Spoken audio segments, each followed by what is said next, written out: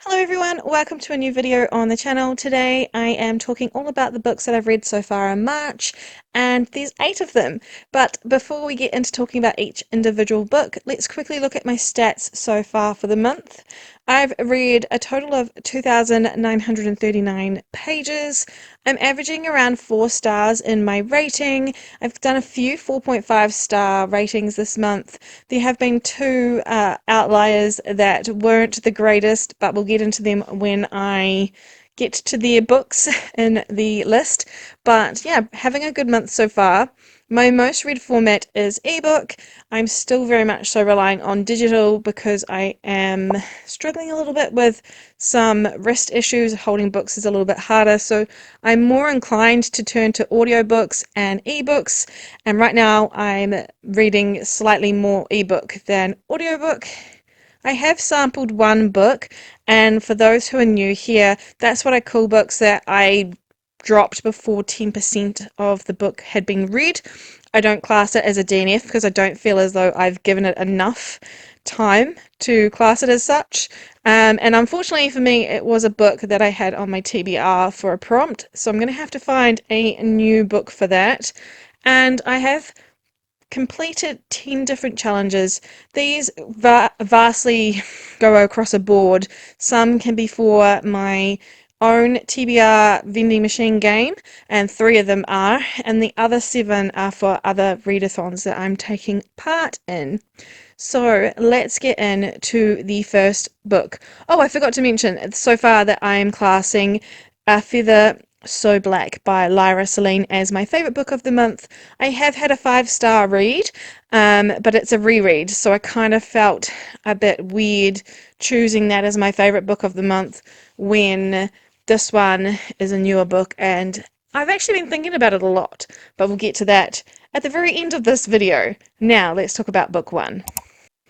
So the first book that I completed in March was ASAP by Axio. This is book 2 in the 𝓬𝓲𝓭 series. This is a Korean, kind of like a K-drama-esque read. So it is a YA romance, and it follows characters that we met in 𝓬𝓲𝓭, and it is about Sori, who is the daughter of a CEO to a music entertainment company, and she has spent her entire life training to become an idol, and she's also the daughter of, I think, a politician, or he's like a congressman or something, and obviously appearances are important, so she's had to live this really strict lifestyle about her appearance and what she does to protect her family and her image. And a few years ago, I think it was, she had a boyfriend called Nathaniel, and for various reasons, she was forced to give him up. And this book is a second chance romance.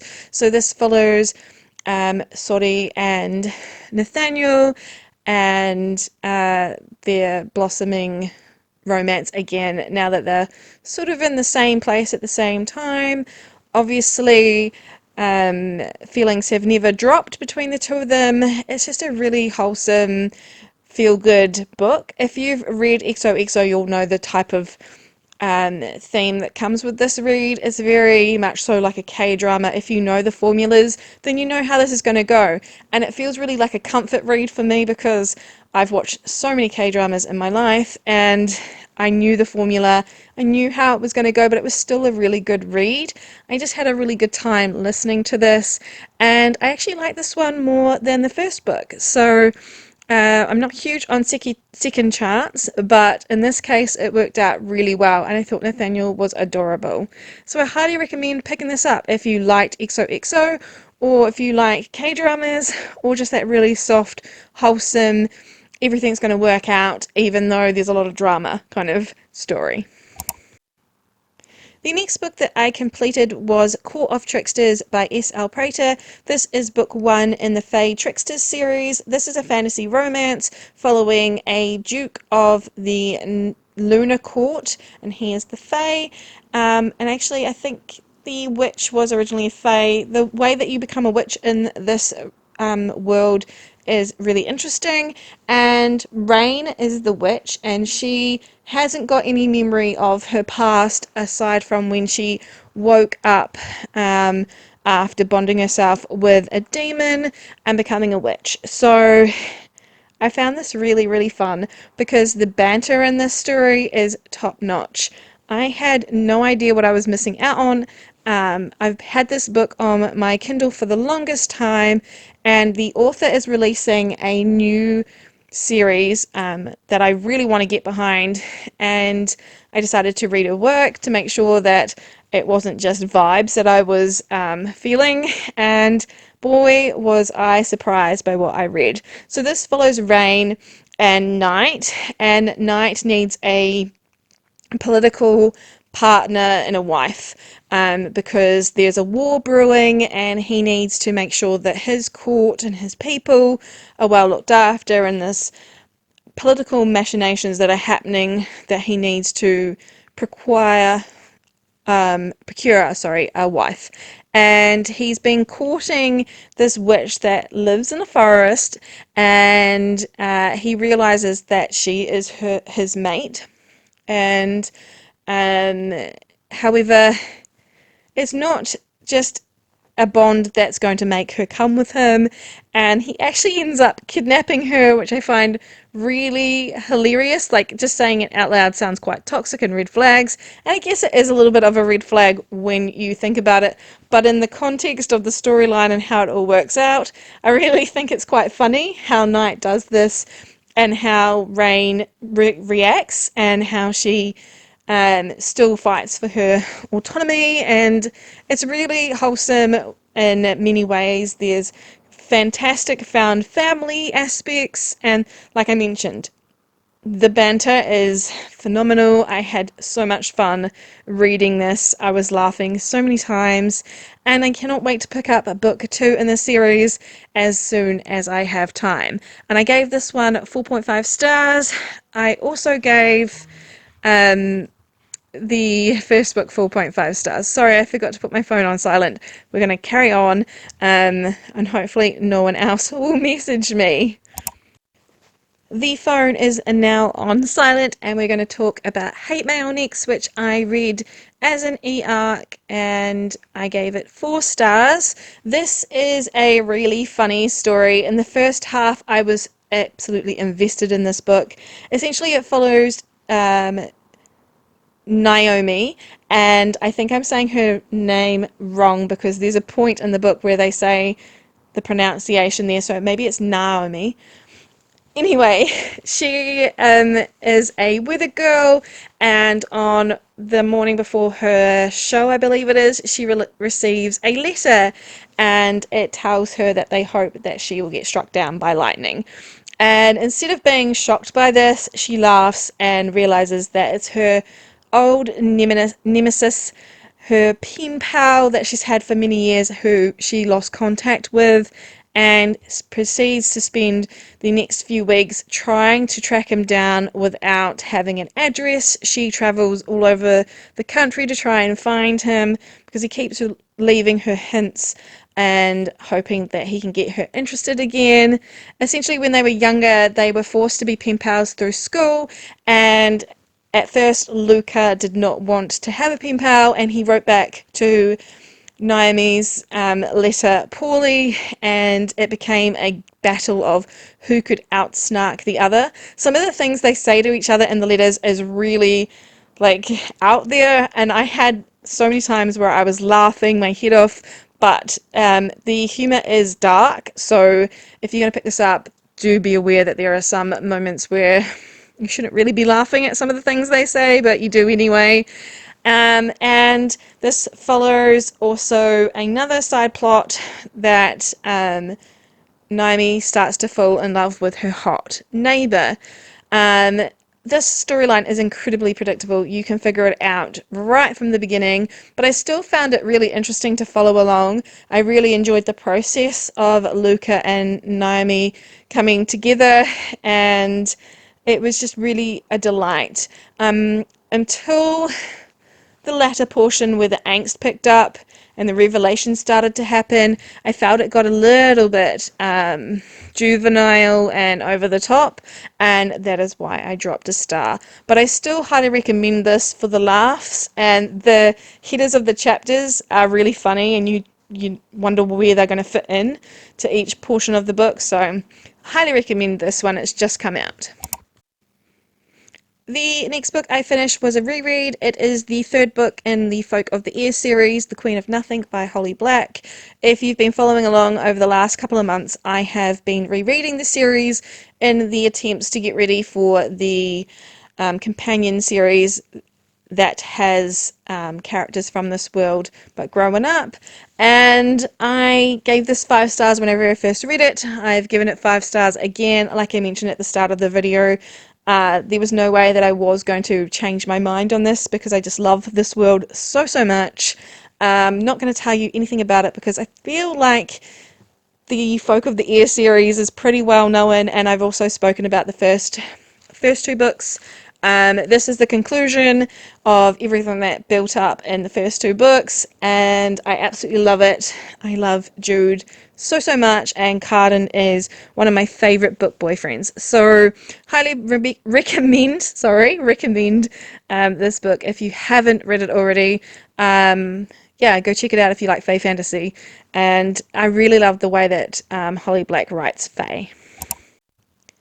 It was last month when I read Curvy Girls Can't Date Quarterbacks, and this is a series that I'm reading with a friend, so I have picked up book 2 this month, and it is Curvy Girls Can't Date Billionaires, and this is by Kelsey Stelling, and I gave the first book 4 stars. I've given this one 3 stars.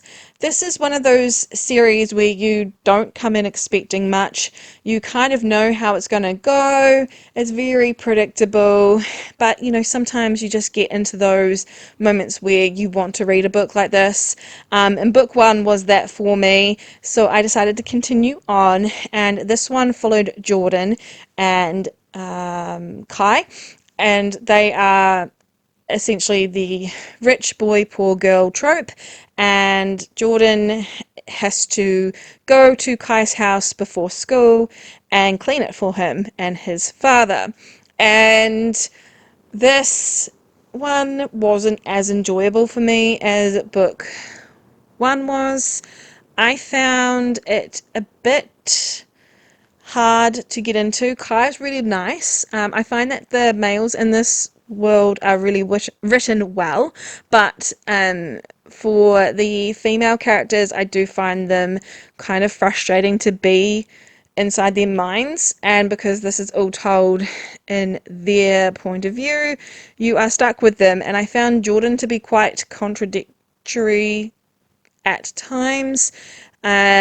She would go from absolutely hating Kai and his father and everything that they represent, and obviously because she lives in very run-down apartment with thrifted things, and they have to make everything work, and her mum has worked so hard to get to where she is, and she finds people who have wealth really quite disgusting and everything that they stand for. But obviously she gets to know Kai a lot more and realizes that even though he's rich, he has the ability to change and evolve and think about what his wealth can do for others. And so you have her on one hand absolutely hating things, and then on the next she's falling in love with this guy.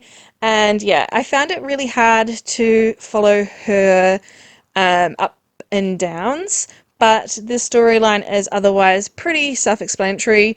There are a couple of characters in this book that are just needlessly evil, and I just don't quite grasp the need for them. And I did struggle, like I mentioned, with a couple of things in this one, and that is why I gave it 3 stars. I am going to complete the main girls, at least in this series. There are 3 more books to go, just because my friend and I agreed that we would read just the main group of girls. There are 12 books so far in this series. Yeah, we're just going to read probably the first group and leave it there. I don't have high expectations for the next one. It does follow another friend, and my friend has already started it, so I know a little bit about it. But yeah, it's just one of those, I don't want to call it trashy because that's not the right word, but you know those books that you find on Facebook and you like read them and you think, oh, this is so bad, but you're still invested to read what happens, and then they cut out and then you have to like buy some sort of like program or something. It's one of those. So um yeah, it's not bad, but it's not, I don't know how I can sell this book. I think we all read books like this sometimes, and yeah, I'm just going to continue it with my friend because we are having a good time chatting with each other about it. Next up is We Hunt the Flame by 𝓦𝓱𝓮𝓻 This is a fantasy novel, book one in a duology of Sands of Arawiya, and I gave this 4 stars, but I really struggled to rate this one. I wanted to like it more than I did.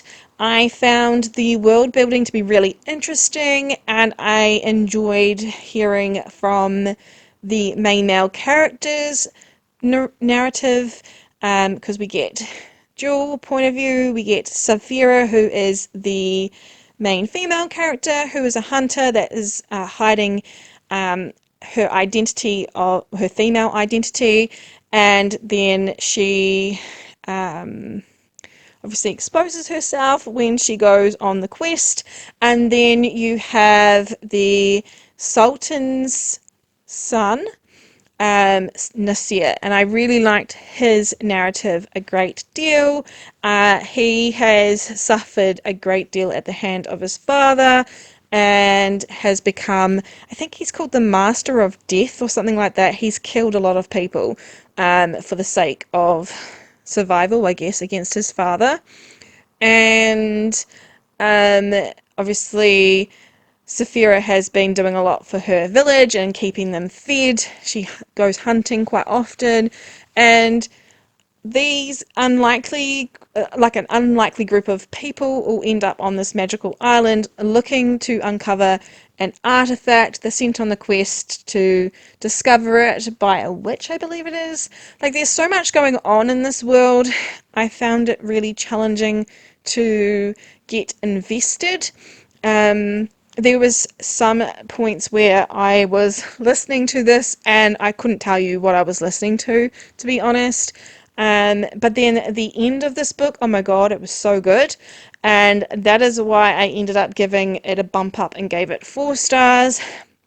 I really wanted to like this a lot more than I did, and because I'm reading the author's new book that's come out for book club next month, I wanted to try out some of her writing, and I am probably going to continue on with the series, but I can't say that I remember a great deal about it either. It didn't leave a good impression on me, except for the last portion of the book where it's just fantastic. And I did like some of the side characters, the plots, and sorry, the plot revelations at the end with them as well. But yeah, some of it was just, I don't know if it was just too dense or if it just didn't move as in pacing wise as well as I would have hoped. I'm not sure, but like I mentioned, I'm probably going to continue on with the series. If you've followed me long enough, you've probably never seen me pick up a non-fiction book, and that is because I hardly ever do. I am very much so a person who enjoys fiction, but I do belong to a book club that I'm trying to be more present within, and that is why I picked up Building a Second Brain by Tiago Forte. This is a method to help with your productivity and to essentially keep all the information that you need in a more effective and efficient system that you can, within seconds, find information within. And I happen to think that the system makes some sense. Essentially, I was doing some of these steps already with my own systems of organization and productivity, but a couple of things that I do want to add in that I learned in this book. However, the main reason I gave this 2.5 stars is there's a lot of stuff in here that doesn't need to be in here. Like, there's a portion about Taylor Swift and how she writes things in her phone and takes notes, which is great for her, but I absolutely have no idea why I was reading about Taylor Swift in this specific situation. uh, yeah, there was a lot of, like, that's the thing I find really frustrating about nonfiction, is that they put in a lot of stuff and a lot of, like, case studies and stuff, and in some cases those actually make sense to be in it, but I felt with this book it was just a lot of stuff to fill in the space, and I didn't get to any portions of what a second brain was or how to utilize it until about the fourth or fifth chapter, which I feel is really like wasted time. And I also find that a lot of these books, they've gone through something traumatic in their life, or they've suffered from something and then they've overcome it, which is amazing, and then they've gone on to sell it to people because, you know, make a proper profit off your pain is well known by many individuals in this world, and if it works for you, that's fantastic. But I just felt icky about that from the beginning. I don't know, this wasn't the right nonfiction for me. That sounds really weird. I barely read them, but I have read a couple in the past that I did enjoy with the case studies involved. In this case, I ended up just skipping those parts and just getting to the points where there's actual information, and I did jot down some notes on that. So overall 2.5 stars, but will be implementing some of those steps in my productivity and organization. And the last book I'm going to talk about today is my favourite so far of the month, and it is A Feather So Black by 𝓤𝓲𝓭 𝓬𝓮. This is book one in the Fair Folk series. This is the author's adult debut fantasy series, and I absolutely loved this book. I got it as an ARC, and I gave it 4.5 stars.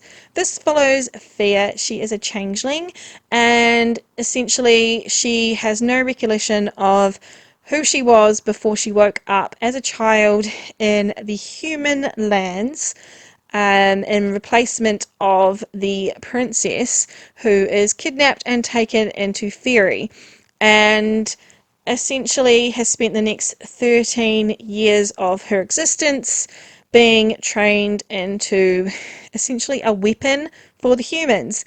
And bless her soul, she's quite naive, but she's so desperate for the love of the people around her, and even though she feels negative thoughts towards some of the things that have happened to her, she is quite loyal to the humans and agrees to go off to Fairy to rescue the princess alongside her best friend, who's also her first love, and you've guessed it already, he is betrothed to the princess that has been kidnapped.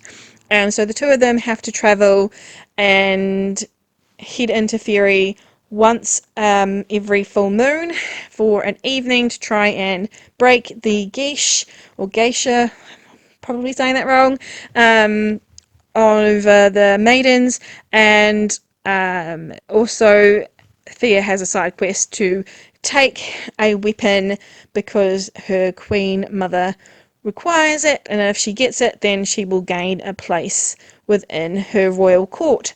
And obviously she has been so loyal to these humans and really wants it, but of course once she gets to the ruins that they stay in and starts to discover more about Fairy, the place that she has essentially been poisoned against, she believes her fairy side, or sorry, her fae side, to be monstrous and awful, and absolutely hates it about herself. But when she starts to spend more time there, she understands a bit more about herself and the way of the fair folk, and also finds out some pretty good home truths about the humans. I found this to be absolutely fantastic. It is infused with Celtic folklore, and I just loved every bit about this. You've got this really dark and deadly place, which is the fairy, where the fairies are. I'm not going to pronounce it because I know I'm going to get it wrong. And then you have the human lands, but you also have where they're staying, which is, I said, ruins, and it's a very charming, whimsical place which has a crafty little fae living there. I absolutely love Cora, and you'll find that every time Thea goes in to theory, she comes out different. And I really liked the fact that we travel over a period of time with this book. The pacing is slower than what I'm usually interested in, but I liked it in this specific situation because each month brought different revelations or different feelings to the situation. There's a lot of confusing characters, and Thea doesn't know who to trust at times, including herself, and she sort of blossoms and then withers, which is really interesting to me, and I love how that is combined with the seasons and the changes of the world around her. It's just beautiful. I did drop half a star because I found it to be a little bit repetitive when it came to Thea's thoughts over 𝓬𝓮. This is deemed as having a love triangle involved because obviously there's a fae male that is like chef's kiss, but he the romance between Thea and Irian is very slow burn, and I absolutely loved that pacing. So you've got 𝓬𝓮 on one hand, and then you've got Irian, and Thea spends a lot of time thinking about 𝓬𝓮 and trying to drop her feelings for him, and then wanting him and stuff, and it just got a little bit repetitive. And I feel more so than labeling this as a love triangle, I feel it more as a growth period from one person to another, because she starts to really love who she is as well as other people than what she's perceived. So yeah, this is a fantastic first start to a new world, and I will definitely be picking up book 2. I'm super excited for it, and I highly recommend this one. It's just come out this month as well. And that is 8 books all talked about for the start of March. I'm really excited for the books to come. I am having a little bit of a break from reading at the moment. I have actually been changing things up in our house a great deal. I've moved to my own sort of office, and a little bit of a fun fact, I'm filming this right now standing in my garage because my office doesn't have a door, and my mum's watching an action movie, so I didn't want that in the background of the narration. But if you've heard some whining, my dog is also in here with me because she cannot possibly be away from me, and wants to go out where it's warmer. And I don't blame her. I'll put in a little picture of what I took of her laying on the floor looking at me before looking really dejected. So yeah, we're going to head back into the house where it's a lot warmer, and I will meet up with you again in my next video, which hopefully will be the setup for April. Thank you so much for spending some time with me today. I hope that you've liked this review. If there are any books that you want to read, let me know. I'd love to know if you've read them and had different ratings. Also, would love to hear your thoughts. And until we next meet, I hope you have fun reading or journaling, and I'll see you in my next video. Bye everyone!